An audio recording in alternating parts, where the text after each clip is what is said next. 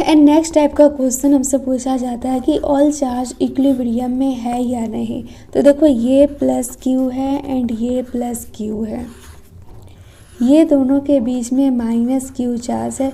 तो अब हमसे पूछा जाएगा कि ये तीनों चार्ज इक्विलिब्रियम में है कि नहीं। तो कैसे फाइंड करेंगे, तो ये देखो ये चार्ज है जो ये वाला चार्ज को रिपेल करेगा बट ये वाला चार्ज को अट्रैक्ट करेगा। तो मतलब कि इसके लिए एफ नेट 0 हो जाएगा, मतलब कि ये चार्ज इक्विलिब्रियम में है। एंड फिर जब हम इसके लिए देखेंगे तो ये भी चार्ज इसको अपने ओर अट्रैक्ट करेगा एंड ये भी चार्ज अपने ओर इसको अट्रैक्ट करेगा। तो यहाँ पे भी एफ नेट 0 हो जाएगा, तो ये भी इक्विलिब्रियम में है। एंड इसके लिए देखें तो ये जो है ये वाला चार्ज को रिपेल करेगा एंड इसको अपने तरफ अट्रैक्ट करेगा। तो यहाँ पे भी एफ नेट 0 है, मतलब कि ये भी इक्विलिब्रियम में है।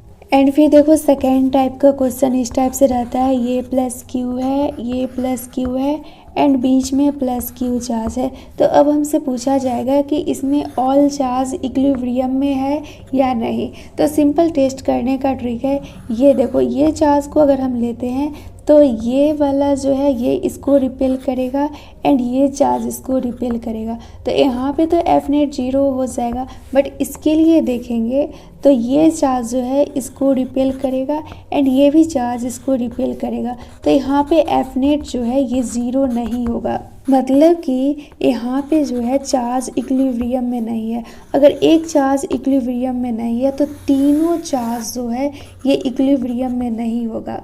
तो देखो वही सब दिया गया है, चार्ज ट्रांसफर वाला बता दी हूँ अच्छा से। एंड फिर हाइड्रोजन पे जो चार्ज दिया गया था उसके लिए भी अच्छा से बता दी हूँ। तो मास ऑफ हाइड्रोजन याद रखना 1.67 into 10⁻⁻27 kg and mass of electron याद रखना 9.1 इंटू 10⁻31 kg। एंड फिर ये वाला फॉर्मूला याद रखना tan थीटा बराबर Fe/mg। एंड अगर थीटा बहुत ही ज़्यादा स्मॉल हो तो tan theta is equal to sine theta is equal to theta लिख सकते हैं। एंड नेक्स्ट क्वेश्चन पूछा जाता है कि नंबर ऑफ इलेक्ट्रॉन कितना होगा। तो सिंपल F बराबर KQ/R² लिखना है एंड Q के जगह N ही लिखना। तो सारा चीज़ का वैल्यू हमें पता ही रहता है, K 9 इंटू 10⁻⁹, R का वैल्यू गिवन रहता है, इलेक्ट्रॉन का वैल्यू हमें पता ही रहता है 1.6 इंटू 10⁻⁻19 एंड N यहाँ से आसानी से हम फाइंड कर लेंगे। एंड ये सब बता ही दी हो। एंड ये मतलब कि एफ नेट 0 रहेगा तो सिस्टम इक्विलिब्रियम में रहेगा एंड एफ नेट 0 नहीं रहेगा तो सिस्टम इक्विलिब्रियम में नहीं रहेगा। एंड देखो इस टाइप का भी क्वेश्चन बहुत पूछा जाता है, ये 4Q है एंड ये 4Q है, मतलब कि दोनों सेम चार्ज है एंड बीच में माइनस क्यू रखा गया है। तो बोला गया है कि जब ये माइनस क्यू को हम x डिस्टेंस डिस्प्लेस करते हैं तो क्या जितना भी चार्ज है सब स्टेबल इक्विलिब्रियम में रहेगा। तो आंसर है नहीं, क्योंकि यहाँ पे देखो मैं इसको नेक्स्ट पेज पे अच्छा से समझाती हूँ। देखो ये है 4Q, ये है 4Q एंड ये दोनों के बीच में चार्ज है माइनस क्यू। तो क्वेश्चन में बोला गया है कि इसको जब हम डिस्प्लेस कर देंगे x डिस्टेंस तो क्या ये सब चार्ज इक्विलिब्रियम में रहेगा। तो इसको चेक कर लेते हैं, ये A है, ये A है। तो इसको देख के ही लगता है कि सारा चार्ज इक्विलिब्रियम में नहीं रहेगा, क्योंकि F जो होता है ये KQ1 Q2/R² हो जाएगा। जब इसको इधर डिस्प्लेस किए हैं तो देखो हम फोर्स कैसे निकालते हैं, ये जो चार्ज है ये अपने तरफ इसको अट्रैक्ट करेगा एंड ये चार्ज जो है इसको अपने तरफ अट्रैक्ट करेगा। तो इधर फोर्स लगेगा एंड इधर फोर्स लगेगा। तो अगर हम इसके लिए फोर्स लिखेंगे तो ये हो जाएगा K4Q into -Q A plus x का स्क्वायर। एंड फिर इसके लिए फोर्स लिखेंगे तो ये हो जाएगा K4Q इंटू -Q एंड नीचे में ये तो A हो ही गया एंड यहाँ पे देख सकते हैं x डिस्प्लेस हुआ है तो x को यहाँ से माइनस करेंगे तो A माइनस x² करेंगे, मतलब कि ये डिक्रीज़ हो रहा है तो फोर्स इंक्रीज़ करेगा एंड ये इंक्रीज़ हो रहा है तो फोर्स डिक्रीज़ करेगा। तो देख रहे हैं एक तरफ फोर्स डिक्रीज़ हो रहा है एंड एक तरफ फोर्स इंक्रीज़ हो रहा है। मतलब कि ये फोर्स इंक्रीज़ हो रहा है। जब ये फोर्स इंक्रीज़ हो रहा है तो इस चार्ज को अपने तरफ अट्रैक्ट करके रख लेगा, इसको अपने ओरिजिनल पोजीशन पे जाने ही नहीं देगा। अगर कोई चीज़ अपने ओरिजिनल पोजीशन पे नहीं पहुंचता है तो वो अनस्टेबल होता है। तो ये सब चार्ज जो है वो अनस्टेबल इक्विलिब्रियम में रहेगा। कोई भी चार्ज अपने ओरिजिनल पोजीशन पे चला जाता है तो उसको बोलते हैं स्टेबल इक्विलिब्रियम। नेक्स्ट है गॉस लॉ। तो गॉस लॉ में क्या होता है कि फाई को बोलते हैं इलेक्ट्रिक फ्लक्स। तो फाई बराबर Q in by epsilon not लिख सकते हैं।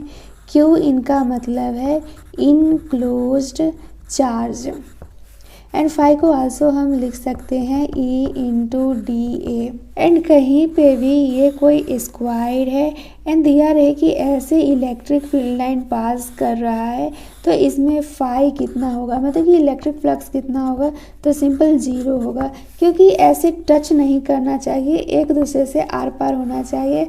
मतलब कि ये कोई सरफेस है तो इलेक्ट्रिक फील्ड लाइंस जो है ये ऐसे करके पास करना चाहिए, मतलब कि इसको पेनिट्रेट करना चाहिए एक पार से दूसरे पार। तो वही सब यहाँ पे दिया गया है। अगर electric field line along the plane हो या फिर इन द प्लेन हो तो फ्लक्स जो इलेक्ट्रिक फ्लक्स जो होगा वो 0 होगा। फिर नेक्स्ट दिया गया है कि ये कोई थिन कंडक्टिंग रिंग है, तो इसको मैं बहुत ही अच्छा से बता दी हूँ। देखो ये कोई क्यूब है एंड क्यूब के कॉर्नर पे एक चार्ज रखा गया है प्लस क्यू एंड हमसे पूछा जा रहा है कि इसके लिए इलेक्ट्रिक फ्लक्स कितना होगा। तो इसके लिए तो हमें डायरेक्ट याद ही रहता है कि कॉर्नर पे अगर कोई चार्ज रखा हुआ रहता है तो उसके लिए इलेक्ट्रिक फ्लक्स होता है Q बाई 8 एप्सिलॉन नॉट। पर इसको कॉन्सेप्चुअली समझे तो यहाँ पे क्यूब के एक कॉर्नर पे प्लस क्यू रखा गया है, तो इसको कवर करने के लिए 8 क्यूब लगेगा। जब 8 क्यूब लगेगा तो जब भी चार्ज जो रहता है कोई क्लोज सरफेस में रहता है तो इसके लिए जो फ्लक्स रहता है ये Q बाई एप्सिलॉन नॉट होता है।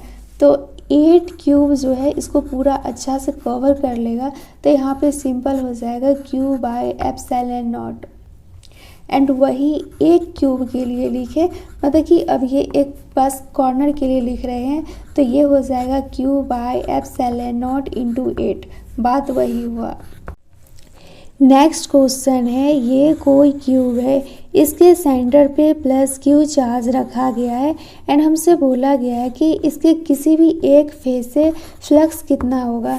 तो देखो एक क्यूब के पास 6 फेस होता है, तो ये सेंटर पे रखा गया है, तो यहाँ पे फ्लक्स कितना होगा Q by epsilon not. And ये Q बाई एप्सिलॉन नॉट कितना क्यूब के लिए आया है, 1 क्यूब के लिए। एंड 1 क्यूब में कितना फेस होता है, 6 फेस, तो 6 फेस के लिए Q बाई एप्सिलॉन नॉट आया है फ्लक्स। और हमसे क्वेश्चन में पूछा गया किसी भी एक फेस के लिए, तो 6 फेस में है Q बाई एप्सिलॉन नॉट, तो एक फेस में कितना होगा, तो ये 6 इधर आ जाएगा तो Q बाई 6 एप्सिलॉन नॉट हो जाएगा। तो इसको डायरेक्ट याद भी रख सकते हो, 1 फेस के लिए Q बाई 6 एप्सिलॉन नॉट होता है, बट कंसेप्चुअली याद रख लो तो प्रैक्टिस करते करते याद हो ही जाएगा।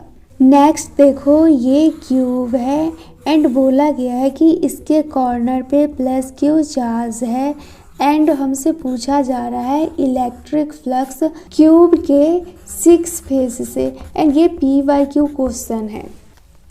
ये देखो एक चार्ज क्यू है जो कि सिचुएटेड है क्यूब के कॉर्नर पे, तो हमसे इलेक्ट्रिक फ्लक्स पूछा जा रहा है। जितना भी एक क्यूब का फेस होता है तो एक क्यूब में कितना फेस होता है, 6 फेस होता है। तो देखो ये चार्ज कॉर्नर पे रखा गया है, तो जब चार्ज कॉर्नर पे रखा रहता है तो इसको कवर कितना क्यूब करता है, 8 क्यूब कवर करता है। तो 8 क्यूब के लिए जो फ्लक्स होता है ये Q बाई एप्सिलॉन नॉट होता है, बट हमें एक क्यूब के लिए यहाँ पे लिखना है क्योंकि एक क्यूब में 6 फेस होता है। तो 1 क्यूब के लिए जो इलेक्ट्रिक फ्लक्स हो जाएगा ये Q बाई एप्सिलॉन नॉट हो जाएगा एंड इधर 8 आ जाएगा। अब यहाँ पे कोई यूनिटरी मेथड में कंफ्यूज मत हो जाना, मैं इसको सिंपल की हूँ। 8 क्यूब में जब Q बाई एप्सिलॉन नॉट है तो 1 क्यूब में हो जाएगा Q बाई एप्सिलॉन नॉट। इसको डिवाइड कर देते हैं 8 से एंड इसको मल्टीप्लाई कर देते हैं 1 से, तो ये हो जाएगा Q by epsilon not 1 into 1 by 8, तो ये हो गया Q बाय एप्सिलॉन नॉट 8, तो वही यहाँ पे है। तो 6 फेज के लिए सिंपल आंसर हो जाएगा Q by 8 epsilon naught. But यहाँ से जो इलेक्ट्रिक फ्लक्स होता है, जब चार्ज क्यूब के कॉर्नर पे रखा हुआ रहता है तो फ्लक्स 6 फेज से पास नहीं करता है। 6 फेज में से ओनली 3 फेज से ही इलेक्ट्रिक फ्लक्स पास करता है, बाकी 3 फेज से 0 इलेक्ट्रिक फ्लक्स पास करता है, ये याद रखना। तो वही सब इधर दिया गया है। कभी पूछता है क्यूब के कॉर्नर पे चार्ज रखा गया है, कभी पूछता है क्यूब के सेंटर पे चार्ज रखा हुआ रहता है तो उसके किसी भी एक फेज से कितना इलेक्ट्रिक फ्लक्स पास होगा। कभी चार्ज रखा हुआ रहता है क्यूब के कॉर्नर पे तो हमसे पूछा जाता है कि उसके टोटल फेज से कितना इलेक्ट्रिक फ्लक्स पास करेगा। तो मैं सारा चीज़ अच्छा से बता दी हूँ।